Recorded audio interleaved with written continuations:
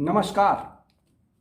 Electrohomoeopathy के चाहने वालों को आपके प्यारे दोस्त डॉक्टर अनिल श्रीवास्तव का बस्ती से नमस्कार। सबसे पहले पूरे विश्व के हिंदू अनुयायियों को या ऐसे लोग जो भारतीय संस्कृत सभ्यता और इसके पौराणिक बातों पर विश्वास करते हैं, उन सबको श्री राम के जन्मोत्सव की हार्दिक बधाई और शुभकामनाएं। आज नवमी भी है, 10 अप्रैल भी है और आज होम्योपैथी के जन्मदाता हैनीमैन जी का जन्मदिन भी है। तो मैं पूरे होम्योपैथिक जगत के चिकित्सक साथियों को भी आज के दिन अपनी शुभकामनाएं देता हूं। रामनवमी राम के जन्मोत्सव से जानी जाती है। आज हमारा सौभाग्य है कि मैं अयोध्या के निकट हूँ और अयोध्या से हरैया का जो संबंध है वो वर्षों पुराना है, अनादिकाल से पुराना है। अयोध्या से निकल के भगवान राम इसी रास्ते से, यानी हरिराया, जिसको अब अपभ्रंश करके हरैया कहते हैं, इसी हरिराया से, अर्थात हरि माने भगवान और राया मीन मार्ग, हरिराया था ये। यहाँ से होते हुए वो अपने वन गमन को प्रस्थान किए थे। तो ऐसे और विवाह के बाद माता जानकी के साथ वो अयोध्या इसी मार्ग से होकर लौटे थे। विश्वामित्र के साथ जब वो वन को गए थे तो भी इसी मार्ग से होकर गए थे। ऐसी तमाम पौराणिक कथाएं हैं जो हरैया और अयोध्या को जोड़ती हैं। तो आज मेरा ये सौभाग्य है कि मैं एक इलेक्ट्रोहोम्योपैथिक चिकित्सक होने के साथ साथ एक हिंदू धर्म को मानने वाला, माता भगवती की आराधना करने वाला, सभी इष्ट धर्मों का सम्मान करने वाला और सभी जाति वर्ग धर्म को सम्मान देने के साथ साथ मैं आज सभी को नवमी की भी हार्दिक शुभकामनाएं देता हूं। तो बहनों और भाइयों, वक्त है आपके सवाल और जवाब का। इलेक्ट्रोहोम्योपैथी के जगत में सवालों की कमी नहीं है और आप सबके सवाल बहुत ही अच्छे होते हैं, जिनको मैं सजो कर रखता हूं। इधर बीच में 15 दिन मैं आपसे नहीं मिल पाया, किंतु जैसे ही मैं अपने बड़े भाई के ब्रह्मभोज के कार्यक्रम से निवृत्त हुआ तो मैं आपके बीच आपके सवालों को लेकर के हाजिर हूं। आज के सवाल और जवाब में पहला तो सजेशन है, यह है सिद्धि परदेशी। इन्होंने कहा है, सर क्या depend upon temperature EH medicine use करना चाहिए इस सिस्टम में या नहीं, या ऑर्गन वाइज ही करें। सिद्धि परदेशी जी, इलेक्ट्रोहोम्योपैथी में टेम्परेचर बेस कोई मेडिसिन नहीं है, ये सारी ऑर्गन बेस और सिस्टम वाइज बेस हैं। और मैं अपने पूर्व के लेक्चर्स में इस बात की तस्दीक कर चुका हूं कि इलेक्ट्रोहोम्योपैथी की औषधियां पौधों के जीवित कोशिकाओं की पाई जाने वाली एंजाइम्स हैं, जिनका एक इफेक्टिव टेम्परेचर है, एक कांस्टेंट टेम्परेचर है, लगभग 35 से 42 डिग्री सेंटीग्रेड तक का जो टेम्परेचर मेंटेन रहता है, उस टेम्परेचर पर ये औषधियाँ बनाई जाती हैं और बॉडी के हमारे इस टेम्परेचर पर जाकर के ये अपना काम करती हैं। तो सेंटीग्रेड को आप फ़ारेनहाइट में चेंज कर लेंगे तो आप अपने बॉडी के टेम्परेचर को मेंटेन करते हुए इन दवाओं का प्रयोग कर सकते हैं। दूसरा सवाल है न्यूरोथेरेपी के आइडिया से, इंडिया से है। इन्होंने कहा है, सर कैंसर पर भी सीरीज लाइए जिससे हर तरह के कैंसर की चर्चा हो। जी हाँ, आपका बहुत सही सवाल है और मैं भी इस पर विचार कर रहा हूँ कि आगे हमारे YouTube पर आपको कैंसर के विभिन्न प्रकार के तरीकों पर और विभिन्न उसके डोज और डायग्नोसिस पर हम चर्चा करेंगे। आप कृपया प्रतीक्षा करें। मिस्टर चंद्रशेखर शुक्ला जी का एक लंबा पोस्ट है, लिखा है कि आपसे निवेदन है कि जैसा कि हम ईएच में करते हैं कि इसमें रोग एक है और वह रक्त या रस की किसी भी प्रकार के बदलाव से होता है, तो कृपया यह बताने की कष्ट करें कि यह किस तरह से दूषित होता है। हम कैसे पहचानेंगे कि रक्त और रस यानी ब्लड और लिम्फ दोनों ही दूषित है। चंद्रशेखर शुक्ला जी, बॉडी में एक सर्कुलेटरी सिस्टम जो है, जिसको हम कनेक्टिव टिश्यू कहते हैं, ये कनेक्टिव टिश्यू हमारा ब्लड है और लिम्फ है और ये लिक्विड फॉर्म में है जो हमारे बॉडी के हर सेल से हर सेल तक पहुंचते हैं। हर सेल के एंडोप्लाज्मिक रेटिकुलम के माध्यम से न्यूक्लियोप्लाज्म को जोड़ते हैं, न्यूक्लियस से न्यूक्लियस को जोड़ते हैं। इसका कहने का मतलब यह है कि हमारे जो लिक्विड फॉर्म के कनेक्टिव टिश्यू हैं, ये एक सेल से दूसरे सेल को हर चीज़ जोड़ देते हैं और उनमें से जितने भी मटेरियल होते हैं उनका आदान प्रदान करते हैं। इस नाते ब्लड और लिम्फ में कोई भी परिवर्तन अगर कहीं आता है तो हमारे ब्लड और लिम्फ उससे प्रभावित होते हैं और फिर हमारे शरीर की कोशिकाएं प्रभावित होती हैं, जहाँ पे हम संवहन या परिवहन नहीं कर पाते हैं, जिससे हमको ये लगता है कि हमारा शरीर रोगी हो गया है।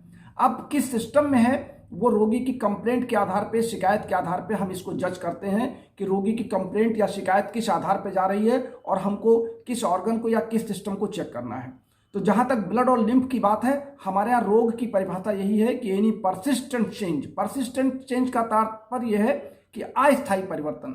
ब्लड और लिम्फ में कोई भी एक टेम्पोरली, जिसको टेम्परेरी आप कहते हैं, टेम्पोरली जो परिवर्तन होता है या जिसको हम मान लें असामान्य या अस्थायी परिवर्तन होता है, वो परिवर्तन हमारे यहाँ रोग का कारण बनता है। क्योंकि अगर परिवर्तन स्थायी होगा तो रोग तो कभी शरीर से जाएगा ही नहीं। इस नाते हम अस्थायी परिवर्तन को देखिए, स्थायी और अस्थायी दो अलग अलग शब्द हैं, एक परमानेंट है और एक टेम्पोररी है। तो जो टेम्पोररी शब्द है, वो जो टेम्पोररी शब्द है, इस शब्द को आप गंभीरता समझने का प्रयास करें कि हम अस्थायी परिवर्तन लाने वाले काज को हम दूर करते हैं अपनी औषधियों के एंजाइम से। क्योंकि एंजाइम्स क्या करते हैं, ये हमारे फिजियोलॉजिकल एक्टिविटीज में भाग नहीं लेते, बल्कि क्रियाओं को मोटिवेट करते हैं और मोटिवेट करने के बाद ये फिर उसको सामान्य स्थिति में लाके छोड़ देते हैं और बॉडी हमारा होम्योस्टेसिस में हो जाता है। हमारे एक और सज्जन है प्रकाश वर्मा जी, लिखते हैं, सर आपके समझाने का तरीका बहुत अच्छा है। मैंने आज आपका पहला प्रोग्राम सुना है, बहुत खुशी हुई सुनकर। आपको साधुवाद। मैं इलेक्ट्रोहोम्योपैथी में रुचि रखता हूँ और इसका चिकित्सक बनना चाहता हूँ। बीके प्रकाश वर्मा जी, ये आपकी भावनाएं हैं जो आप मुझे सम्मान दे रहे हैं। तो मैं समझता हूं कि आप जैसे जितने भी हमारे श्रोता हैं, अगर वो हमारे इस कार्यक्रम को लाइक करते हैं तो मैं समझता हूं कि मेरी मेहनत अपने और मेरा समय दोनों ही सफल है। जो कुछ मैं खर्च करता हूं आपके लिए, आप सबके लिए, अगर आपको पसंद आता है तो मैं समझता हूं कि हमारा प्रोग्राम हमारे लिए सार्थक है। मिस्टर राजकुमार हैं, ये लिख रहे हैं, सर इलेक्ट्रोहोम्योपैथी, ये बिहार से हैं, चंपारण से। सर आपका व्हाट्सएप नंबर क्या है, मैं बुक मंगाना चाहता हूँ। राजकुमार जी, मेरा व्हाट्सएप नंबर और कॉलिंग नंबर एक ही है, 9793252355 9793252355। इस पर आप व्हाट्सएप भी कर सकते हैं और कॉल भी कर सकते हैं। जहाँ तक मेरी बुक मंगाने की बात है, तो बुक मंगाने के लिए बड़ा आसान सा तरीका है कि हमारा फ़ोन पे नंबर है 9450563748। एक बार मैं फिर रिपीट कर देता हूँ, 9450563748। या हमारा पेटीएम नंबर है 7905882569। आप दोनों में से किसी पर भी हमारी बुक हैंडबुक ऑफ इलेक्ट्रोहोम्योपैथी के लिए 1650 और प्रैक्टिस ऑफ मेडिसिन के लिए 1350 रुपये भेज करके अपने घर बैठे बुक पोस्ट ऑफिस के माध्यम से मंगा सकते हैं। आप पेमेंट के बाद आप हमारे व्हाट्सएप पर अपना स्क्रीनशॉट, अपना पता और पिन कोड नंबर सही लिखिएगा, जिससे हमको बुक भेजने में आसानी हो। मिस्टर ये हैं विशाल ठाकुर, सर किडनी ट्रांसप्लांट वाले पेशेंट यूज कर सकते हैं इन दवाओं को? जी हाँ, जिनका किडनी ट्रांसप्लांट किया गया है उनको भी हमारी इलेक्ट्रोहोम्योपैथिक औषधियाँ दी जा सकती हैं, चूंकि इलेक्ट्रोहोम्योपैथिक औषधियाँ पूर्ण रूप से हानिरहित हैं। ये जिस सिस्टम पर या जिस ऑर्गन पर काम इनका होगा वहीं करेंगी। अगर इनका काम नहीं है तो ये सब बॉडी में कोई भी साइड इफेक्ट नहीं देंगी। इसीलिए हम पूरे गर्व के साथ कह सकते हैं कि इलेक्ट्रोहोम्योपैथिक की औषधियाँ किसी भी प्रकार के रोगी को, किसी भी प्रकार के व्यक्ति को दिया जा सकता है।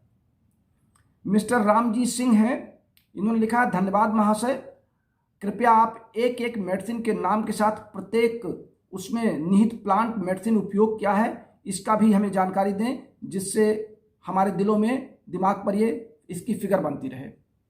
मिस्टर रामजी सिंह, आपका सुझाव तो बहुत अच्छा है, लेकिन आपने शायद ध्यान नहीं दिया कि जब मैंने अपने क्लास शुरू की, अब तो मैं 500 से ऊपर निकल चुका हूँ। आप हमारे 100 से और 150 के क्लास के बीच जाएंगे तो आपको प्रत्येक औषधि में कितने पौधे मिलाए गए हैं, उन पौधों के क्या गुण हैं, उन पौधों को किस रेशियो में मिलाया गया है, इसकी सारी चर्चा मैं कर चुका हूं। कृपया आप थोड़ी सी मेहनत कर लें और पीछे बैक होकर के हमारे वीडियो को सर्च करें तो आपका मनचाहा पसंदीदा टॉपिक आपको मिल जाएगा, आप उसको सुन करके नोट कर सकते हैं। और अधिक जानकारी के लिए अगर आपको चाहिए तो फिर आप हमारी हैंडबुक ऑफ इलेक्ट्रोहोम्योपैथी मंगा लीजिए, जिसमें हर प्लांट के बारे में, उसके गुण धर्म, उसकी डोज, किन दवाओं में मिली है, उसका कैसे रेशियो, सब आपको मिल जाएगा। मिस्टर श्याम सुंदर कुमार ये लिख रहे हैं, सर 147 का रेशियो क्या है इलेक्ट्रोहोम्योपैथी में, आप इस पर प्रकाश डालें, हमें समझ में नहीं आ रहा है। देखिए 147 का रेशियो ये मेरे समझ में भी आज तक नहीं आया। 19 के रेशियो होम्योपैथी का आधार था, उन लोगों ने अपने पोटेंसी को तोड़ने के लिए 19 लिया और फिर उसको पोटेंसी बनाने के लिए 147 लिया। लेकिन इलेक्ट्रोहोम्योपैथी में 147 कहाँ से चला आया? चूंकि इलेक्ट्रोहोम्योपैथी में पोटेंसी का कोई आधार नहीं है, टेम्परामेंट का कोई आधार नहीं है, पॉजिटिव निगेटिव का कोई आधार नहीं है, इस नाते हम ये मानते हैं कि 147 का आधार इलेक्ट्रोहोम्योपैथी में कहीं भी नहीं है और ना होना चाहिए। इसको जिन लोगों ने पोटेंसी को आधार बनाया या होम्योपैथी से इसको नकल किया, उन लोगों ने 147 के बारे में ज़्यादा बहस कर दी और ज़्यादा इसको प्रचारित कर दिया। फिलहाल डॉक्टर अनिल श्रीवास्तव की तरफ से 147 के रेशियो पर कोई चर्चा न की गई है कभी और न आगे की जाने की संभावना है। हम 19 के बाद 190 को तोड़ते हैं और उसी से हम अपने रोगियों की सेवा करते हैं और हमारे रोगी उससे ठीक होते हैं। और हम ही नहीं, देश के हमारे हजारों चिकित्सक साथी हमारे फार्मूले पे काम कर रहे हैं और उनको बेहतर परिणाम मिल रहे हैं। इस नाते 147 के रेशियो के बारे में कोई चर्चा मेरे द्वारा नहीं की जा सकती, इसके लिए मैं आपसे क्षमा चाहूँगा। मिस्टर नागेश लायर जी हैं, ये कह रहे हैं क्या COPD पर या एम्फीसीमा पर इलेक्ट्रोहोम्योपैथी की मेडिसिन क्योर है? देखिए हमने आपसे बताया, पहले भी बताया कि हमारे यहाँ रोग की कोई दवा नहीं है, हमारे यहाँ सिस्टम की और ऑर्गन की दवा है। रोगी के शिकायत को हम सुनने के बाद उसके सिस्टम को टच करते हैं, उसके ऑर्गन को टच करते हैं कि इसकी शिकायत किस ऑर्गन की तरफ जा रही है, हम उस ऑर्गन को अपने दिमाग से टच करते हुए फिर मेडिसिन का सिलेक्शन करते हैं। इस नाते आप ये मान के चलें कि जो आपने लिखा है COPD, जहाँ तक आप समझा पा रहे हैं हमें, हमारे पास इसकी भी दवा है। हम हर सिस्टम की दवा को इलेक्ट्रोहोम्योपैथी में सम्मान देते हैं और उसका प्रयोग करते हैं। मिस्टर मधुकर बेनेट ने कहा है कि दवा बाजार में नहीं मिलती है, टीवी पर इसका विज्ञापन भी नहीं दिखता है। मिस्टर मधुकर बेनेट जी, इलेक्ट्रोहोम्योपैथी अभी अनरिकॉग्नाइज्ड पैथी है और विश्व के कई देशों में इसकी औषधियाँ प्रचलित हैं। हमारे भारत में तो ये लगभग प्रत्येक राज्य के प्रत्येक जिले में प्रचलित है, लेकिन इसकी औषधियाँ अभी व्यापारिक दृष्टिकोण से मेडिकल स्टोर में नहीं पहुंच पाई हैं, क्योंकि अभी इसके चिकित्सक कम हैं, रोगियों की संख्या भी उस अपेक्षा के कृत कम है। इस नाते मेडिकल स्टोर वाले इन दवाओं को लेकर के अपने यहाँ रिस्क नहीं लेना चाहते या वो रिस्क उठाना नहीं चाहते। लेकिन हमारे सभी इलेक्ट्रोहोम्योपैथिक चिकित्सकों के क्लिनिक पर इन दवाओं का भंडार है, भरपूर भंडार है और देश के हर राज्य में लगभग औषधियाँ बन रही हैं, इस नाते दवाओं की कमी नहीं है। रह गई बात टीवी के विज्ञापन की, तो टीवी पर विज्ञापन तो उन्हीं चीज़ों के आते हैं जो बिकते नहीं हैं। हमारी औषधियाँ तो स्वयं बिक रही हैं, हमारे रोगी आ रहे हैं और दवाएँ खरीद रहे हैं, उनको लाभ हो रहा है। टीवी पर जो विज्ञापन देते हैं वो 2 रुपये की सामान को फिर बाजार में ला करके 200 रुपये का बेच देते हैं, यानी 198 रुपये वो टीवी पर विज्ञापन करने वाला टैक्स भी जोड़ लेते हैं। तो इस तरह के विज्ञापन पे हम विश्वास नहीं करते, हम कार्यों पर विश्वास करते हैं। हम प्रचार और प्रसार में पैसे को का दुरुपयोग करके हम उसके प्रचार में विश्वास नहीं करते हैं। हालांकि अब यूट्यूब चैनल और फेसबुक और आईडी पर और इसके बाद विभिन्न प्रकार के इंटरव्यूज़ में अब तो टीवी पर भी इलेक्ट्रोहोम्योपैथी छा रहा है। तो अब ये कोई कहने की बात नहीं कि इलेक्ट्रोहोम्योपैथी के बारे में लोग नहीं जान रहे हैं, अब तो पूरा विश्व इलेक्ट्रोहोम्योपैथी के बारे में जान रहा है।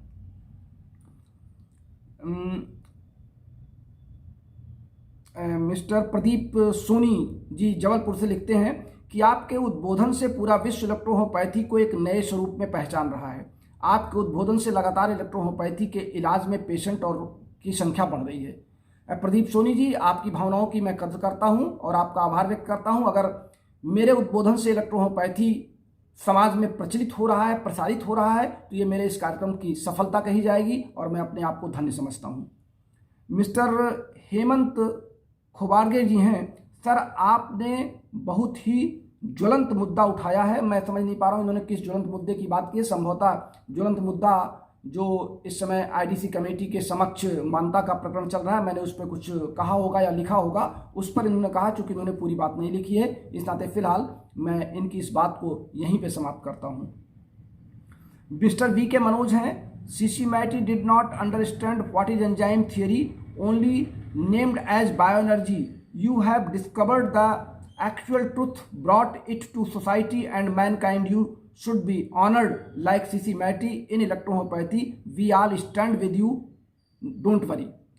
B.K. Manoj ji, enzymes theory को ला करके मैंने अपने आप को C.C. मैटी के समकक्ष नहीं रखा है। मैटी जी बहुत महान थे, वो हम लोगों के लिए अनुकरणीय हैं, आदरणीय हैं। मैंने तो एक छोटे से कार्यकर्ता के रूप में, एक सच्चे समाज सेवक के रूप में अपनी सेवाओं को समर्पित किया है समाज को।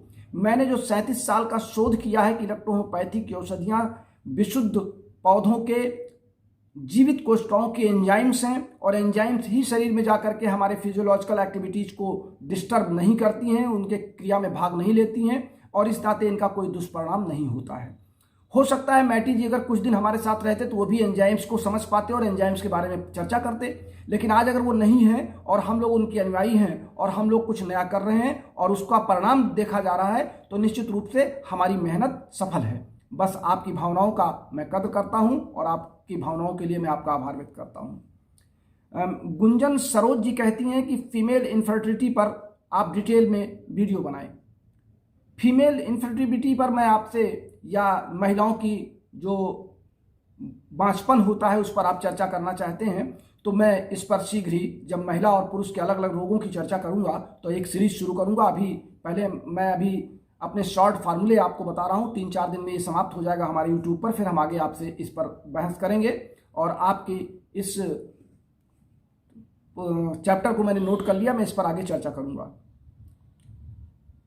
मिस्टर मोहिनी, डांस क्लासेज में S5 के कंपाउंड में वही पौधे क्यों मिलाए गए? देखिए, S5 हमारी ओरिजिनल मेडिसिन है और S5 में जो पौधे हैं वो अन्य औषधियों में भी हैं। आपका कहना शायद ये है।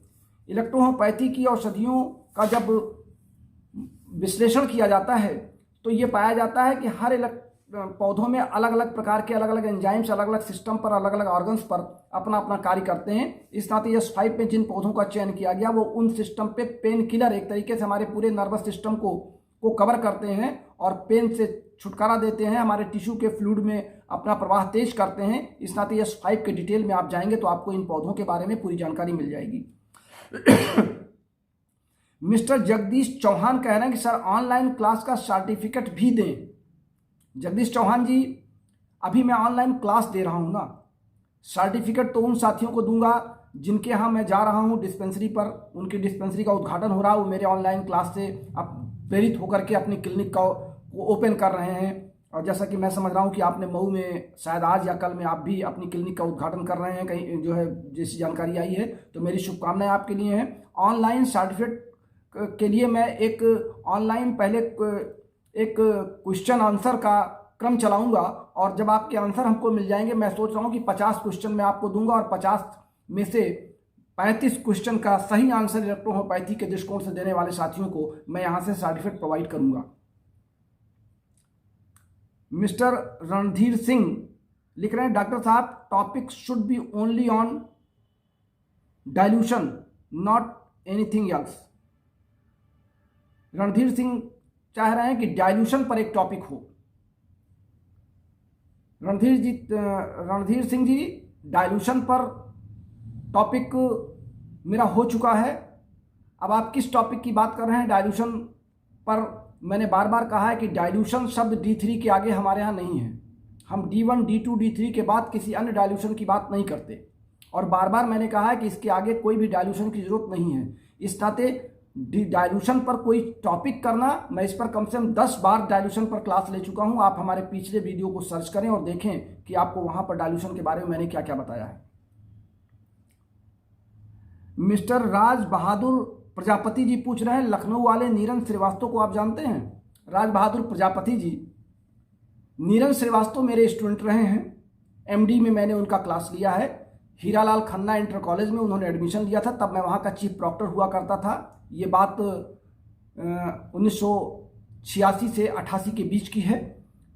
और उन्होंने MBEH की डिग्री डॉक्टर M.H. इदरीसी के कॉलेज जो कानपुर के फूलबाग में क्राइस्ट चर्च इंटर कॉलेज में चलता था, वहाँ से उन्होंने MBH की डिग्री ली थी और उसके बाद उन्होंने MDH हमारे कॉलेज से, यानी हमारी संस्था जो डॉक्टर वी कुमार जी संचालित करते थे उस समय, IH मेडिकल काउंसिल, वहाँ से उन्होंने किया था। तो नीरन श्रीवास्तव से मेरा बहुत पुराना संबंध है, वो मुझको अपने गुरु का सम्मान देते हैं। और नीरन श्रीवास्तव के संयोजन में 1988 में GSBM मेडिकल कॉलेज, जो हैलेट हॉस्पिटल के नाम से जाना जाता है और गणेश शंकर विद्यार्थी मेडिकल कॉलेज कानपुर में है, उसके ऑडिटोरियम में 1988 में इलेक्ट्रोहोम्योपैथी की स्टूडेंट कॉन्फ्रेंस कराई गई थी, जो नीरन श्रीवास्तव ने ऑर्गेनाइज किया था। उसी कॉन्फ्रेंस में डॉक्टर रमाशंकर जी को मैंने ला करके मंच पर बैठाया था। और हैंडबुक ऑफ इलेक्ट्रोहोम्योपैथी में जो हमारी और डॉक्टर रमाशंकर जी की फोटो लगी हुई आप देख रहे हैं एक साथ बैठे हुए, वो उसी कॉन्फ्रेंस की है 1988 में, जिसको नीरन श्रीवास्तव ने ऑर्गेनाइज किया था। संभवतः उस फोटो में नीरन श्रीवास्तव भी कहीं किनारे दिख रहे होंगे।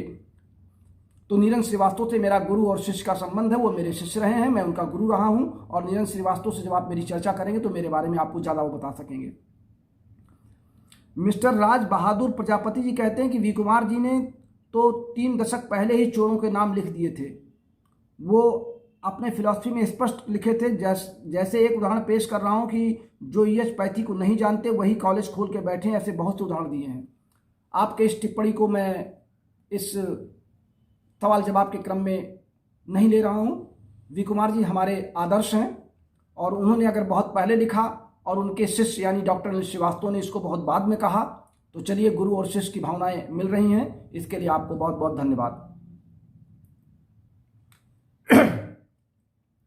तो आज के सवाल और जवाब बस यहीं तक।